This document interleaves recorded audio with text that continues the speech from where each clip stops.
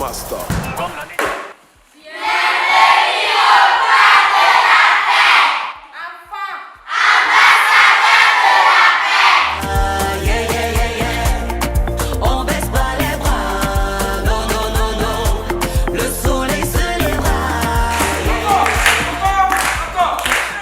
Moi, c'est Giléran Yamou. Je représente ici l'équipe MESA. Alors, courant le mois de mars, nous avons participé à une fabrique. Cette fabrique a été organisée par UNICEF et ses partenaires et elle était nommée acteur de changement.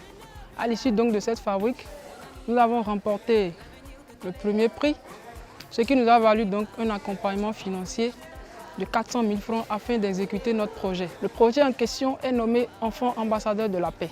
Alors ce projet consiste donc à éveiller les enfants et à leur apprendre la culture de la paix. Aujourd'hui, nous sommes au jour 3 de cette séance. L'idée de ce projet est partie d'un constat. Le constat est celui que les enfants sont souvent sujets à des violences dans leurs écoles, mais également dans leur communauté. Pourquoi avoir choisi les enfants? Nous estimons que les enfants sont de véritables relais et que les adultes sont vraiment sensibles au message des enfants.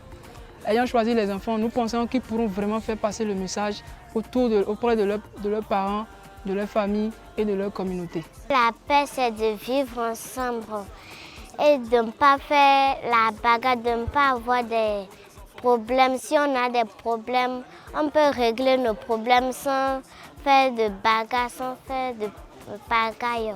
Dans cette formation, j'ai retenu la tolérance. La tolérance est le fait d'accepter l'opinion de quelqu'un, quelle que soit son opinion. Exemple, on joue au foot et je gagne la balle et je refuse de passer à mon ami. Mon ami ne peut pas me juger que je ne l'ai pas passé la balle parce que j'ai un chien en tête. Nous avons déjà pu sensibiliser plus de 450 élèves à qui nous avons partagé des brochures qui les sensibilisaient sur leurs droits, mais également sur les méthodes pacifiques de résolution de leurs conflits. De l'autre côté, nous travaillons avec plus de 35 enfants. Ces enfants sont issus de divers horizons, parlent différentes langues, sont de diverses religions.